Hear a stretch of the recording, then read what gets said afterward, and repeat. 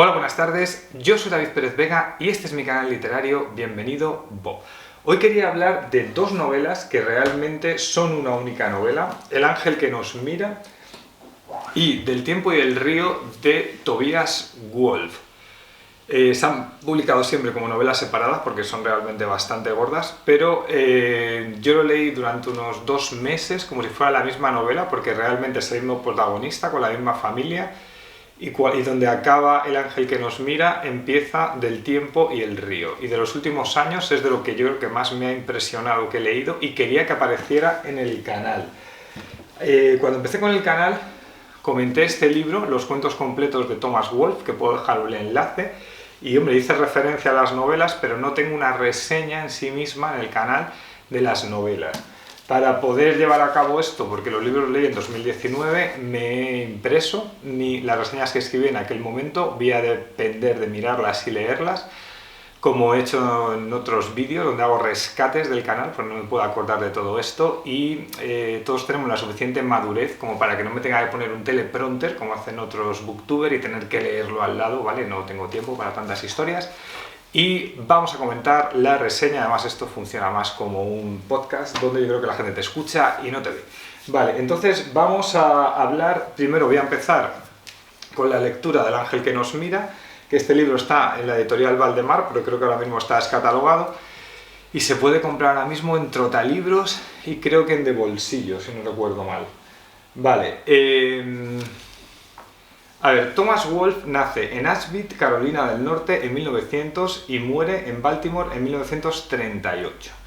Yo creo que fue en 1994, cuando yo tenía 19 años, la primera vez que oí hablar de Thomas Wolfe, que fue en este libro, La senda del perdedor, de Charles Bukowski, porque Chinaski, el protagonista, que quiere ser escritor, le cita a Thomas Wolfe como uno de sus modelos, de sus padres literarios. Y luego, bastante tiempo después, en Mallorca, hablando con mis amigos escritores Javier Cánaves y Joan Palleras dijo que El ángel que nos mira era uno de los mejores libros que había leído en su vida y me lo recomendaba. Y yo a su vez le recomendé a las obras de Henry Robb, de Llámalo sueño, y A merced de una corriente salvaje, que además luego he visto, ahora hablaré de ello, que Henry Robb tiene cosas en común con Thomas Wolfe y probablemente este sea uno de sus antecedentes literarios. Vale, entonces lo pedí en la biblioteca, realmente yo este libro, la biblioteca de Móstoles, y lo trajeron, pero lo dejé allí durante años y luego ya en 2019 hubo un momento que lo saqué y lo leí. Vale, hay un prólogo del editor de Thomas Wolfe que se llama Maxwell Perkins, que fue editor y amigo y era el que le cortaba los libros porque realmente se le iba de las manos cuando escribía, que eran siempre libros autobiográficos donde cambiaba el nombre a los personajes de su familia y Perkins le tenía que estar recortando. De hecho hay una novela bastante famosa, una película que se llama El editor, que no la he visto, que es bastante famosa sobre este tema. Los gatos van a tirar los libros que tengo por ahí. Si oís cosas por aquí, hasta es que están los gatos en las sillas que tengo aquí, ¿vale? Dice, recuerdo cuando leí, por ejemplo, este libro, Nanina, de Germán García, que es un escritor argentino, en el prólogo, Ricardo Piglia, que es el que hace esta colección de rescates, cita una carta de Thomas Wolfe que le escribió a Scott Fitzgerald y que se oponía a la poética de la contención y apostaba por una literatura que dejaba de lado la elipsis y la discreción, incorporaba acontecimientos en la novela sin jerarquizarlos. Literalmente decía: no te olvides de que un gran escritor no es solo alguien que deja cosas afuera, sino alguien que incorpora cosas, y que Shakespeare, Cervantes y Dostoyevsky fueron grandes incorporadores, que de hecho incorporaban más de lo que sacaban y serán recordados por lo que pusieron. Es decir, la narrativa de Wolfe todo el rato va al exceso, a meter mucha información que luego ya os contaré que fue recortada en algunos casos, ¿no? El protagonista del ángel que nos mira se llama Eugene Gant, que viene al mundo en la villa de Altamont, en Carolina del Norte, en 1900, el mismo año que el autor. Altamont es un trasunto de Asheville, que es la ciudad natal del escritor. Para hablarnos de la infancia y la adolescencia de Eugene, Wolfe se remonta hasta el abuelo del protagonista. Literalmente dice: un inglés llamado Gilbert Gaunt, apellido que más tarde cambió por Gant, probablemente como concesión a la fonética yankee, y que había llegado a Baltimore desde Bristol en 1837, dice la página 27. Más tarde nos hablará de Oliver Gant, el padre de Eugene, y de los azares que le llevan hasta Altamont, donde al fin nacerá nuestro protagonista, siendo el hijo menor de una familia numerosa. Eliza es la madre, que su máximo deseo es comprar propiedades y acumular riqueza. Oliver es un marmolista que montará en Altamont un taller de lápidas y adornos funerarios. De ahí el título de la novela, El ángel que nos mira, que es una estatua del cementerio de un ángel que el padre de la familia tiene en la puerta del taller. Oliver Gant es un personaje conflictivo porque pierde el norte con el alcohol y a veces en los años que transcurre la novela entra y sale de clínicas de rehabilitación y a veces se convierte en alguien violento e inestable cuando bebe y es un serio problema para la convivencia familiar. En la página 63 es cuando nace Eugene y literalmente dice: esta lumbrera escogida, a la que se había dado ya nombre y desde cuyo centro deben contemplarse la mayoría de los sucesos de esta crónica, nació, como hemos dicho, en el momento más crucial de la historia, pero quizás habrá el lector pensado en esto, ¿no? Entonces permita que le refresquemos la memoria.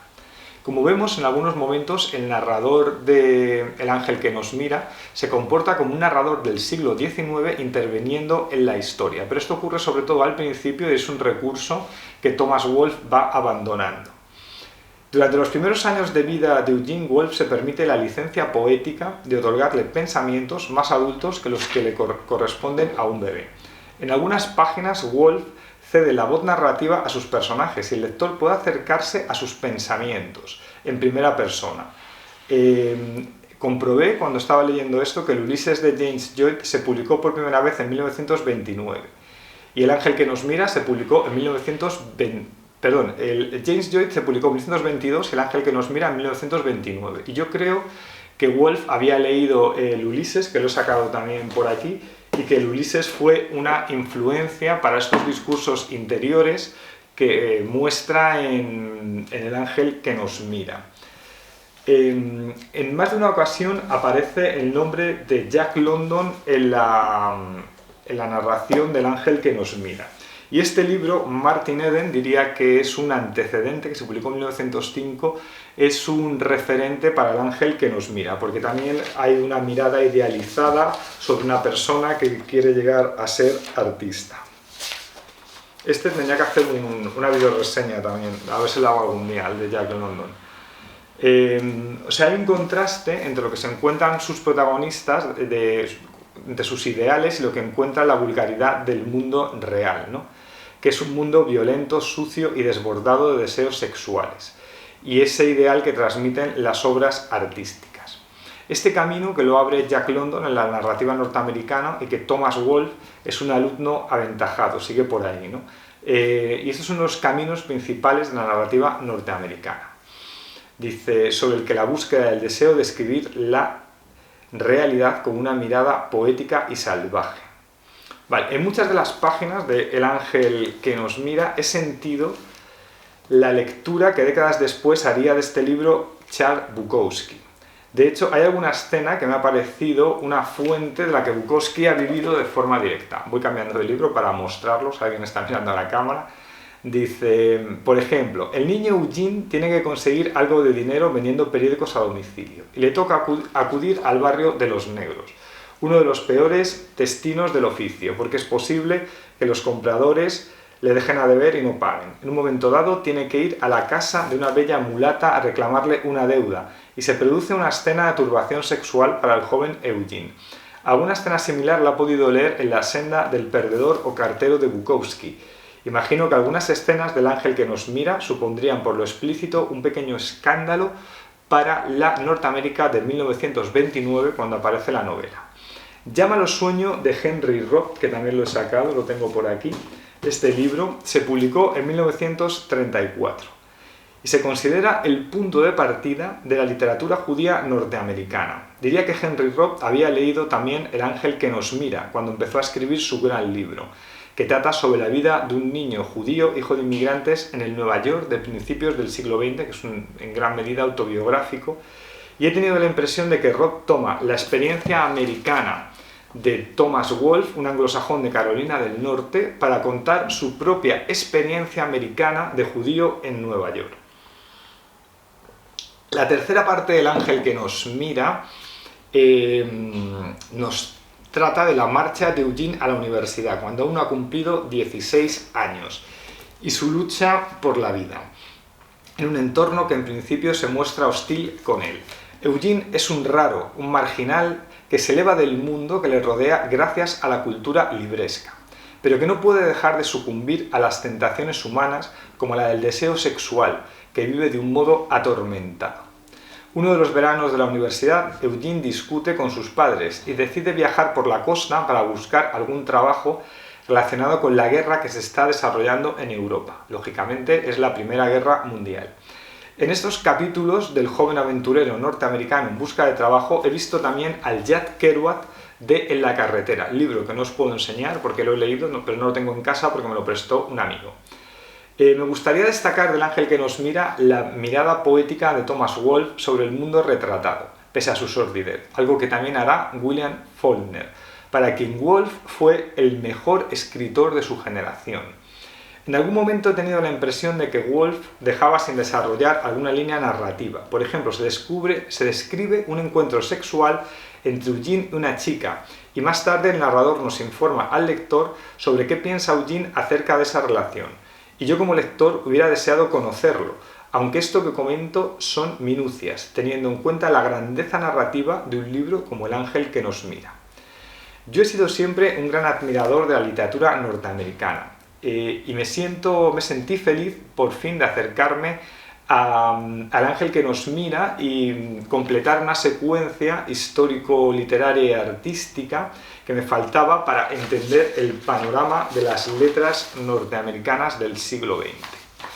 Entre este libro y el otro, que este de aquí, Del tiempo y el río, leí una novela corta entre medias, pero los leí casi seguidos, estuve como 2 meses seguidos.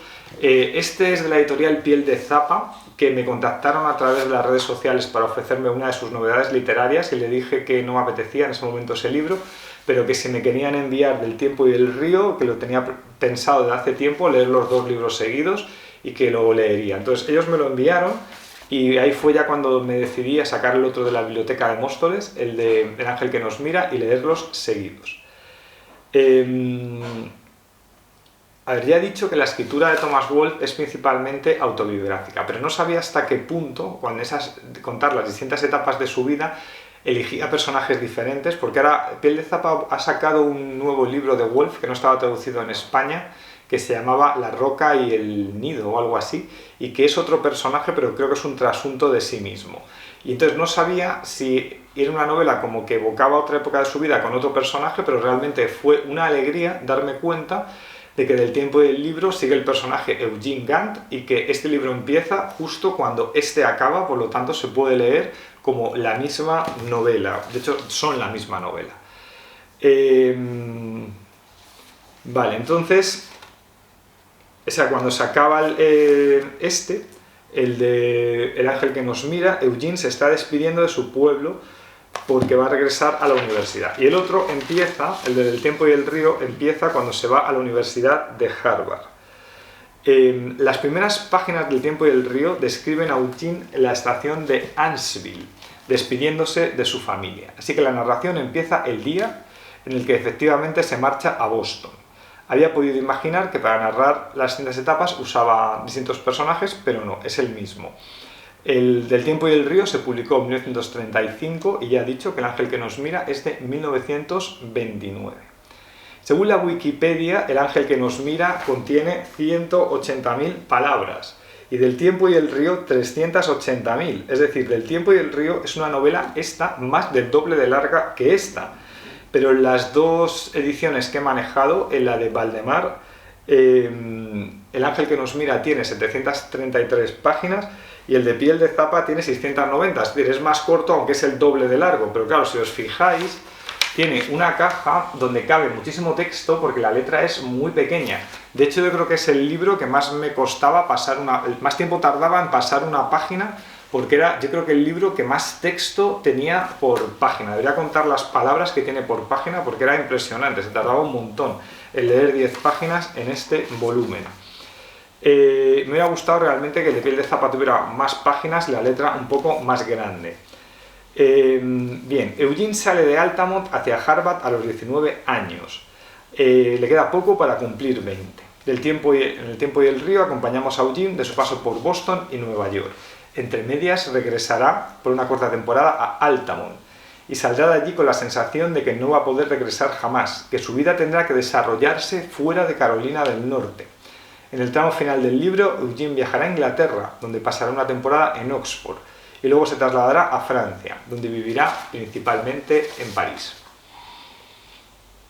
No sé si antes de que se publicara en 1935 El tiempo y el río ya había aparecido en Estados Unidos alguna novela de campus, ese subgénero tan anglosajón, en el que los escritores sitúan el escenario de sus obras en una universidad. Pero si esta no es la primera, El tiempo y el río tiene que ser una de las novelas que inauguran este tipo de narrativa. Eugene quiere triunfar como dramaturgo y por eso acude a las clases de arte dramático del famoso profesor Hudson. Del periodo universitario, Woolf solo hablará de las clases que recibe Eugene de este profesor, que se convertirá en epítome de la vida universitaria del protagonista.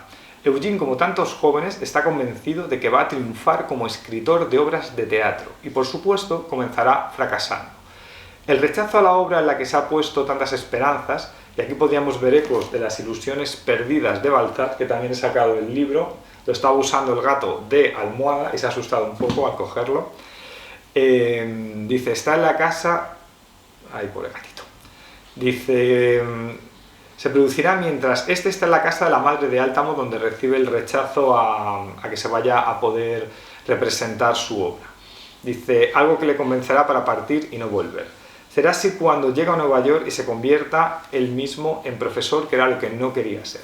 Del tiempo y el libro, como ya he apuntado, es una novela muy extensa, pero a pesar de esto, el lector siente continuamente que se le está hurtando información a lo que le ocurre a Eugene. La técnica narrativa de Woolf consiste en describir algunas escenas y algunos personajes con mucho detalle, y luego cuando acaba con esas escenas se produce un salto temporal en la historia, y será el lector el que tenga que rellenar los huecos en la lógica de la narración. En este sentido, las elipsis narrativas son muy marcadas, y esto genera de algún modo un distanciamiento entre el lector y el personaje. Entre una de estas escenas significativas y la siguiente, que puede ocupar muchas páginas, Woolf escribe evocaciones, normalmente grandilocuentes, sobre la esencia del tiempo o sobre los grandes espacios norteamericanos. Diría que en esas descripciones poéticas, en muchos casos de viajes en tren, que atraviesan Norteamérica o remontan el río Hudson, está presente la poesía de Walt Whitman, que también he sacado el libro, que lo tengo aquí, la poesía de Walt Whitman, y también está presente las páginas de Jack Kerouac en El camino, que ya he dicho que ese libro no lo tengo. En cualquier caso, conviene apuntar que estas dos grandes obras de Woolf no son novelas de trama. El lector no se va a ver atrapado por puntos de giro narrativos que le hagan querer seguir siempre leyendo. La prosa de Woolf es poética y morosa y describe algunos de los momentos más importantes de la vida de un niño o de un joven. Del tiempo y el río habla de la vida de Eugene desde que va a cumplir 20 años hasta los 24. Como ocurría en El ángel que nos mira, el narrador le hace ver de un modo consciente al lector que el texto que tiene entre manos es una evocación del pasado, porque en algunos momentos se adelantan detalles del futuro del protagonista. Así, por ejemplo, cuando Eugene llega a Harvard, se lee: nunca lo supo, pero ahora un furioso frenesí se adueñó de su alma, de su vida, y se sintió perseguido por el sueño del tiempo. 10 años vendrían y desaparecerían, sin que lograra descansar un momento de ese frenesí. 10 años de anhelos, de deseos, de todo lo que constituye el delirio de la vida de un joven. Página 83. Walt describirá sobre todo algunos de los amigos con los que va a encontrarse Eugene, como a Francis Starkin en Harvard, al que volverá a encontrarse en París, o al judío Abel Jones, que será su mejor amigo en Nueva York. Se puede decir que la narrativa judía norteamericana parte de la novela Llámalo sueño de Henry Robb, que la tengo... ¿Dónde la tengo? A ver, la muestro otra vez a cámara. Esto es un poco jaleo, no sé si merece la pena enseñar el libro a cámara porque supongo que no lo estáis viendo, estáis escuchando. Vale, entonces Llámalo sueño, publicado en 1934. Y ya he dicho que El ángel que nos mira, tengo la impresión de que Robb había leído este primer libro de Woolf.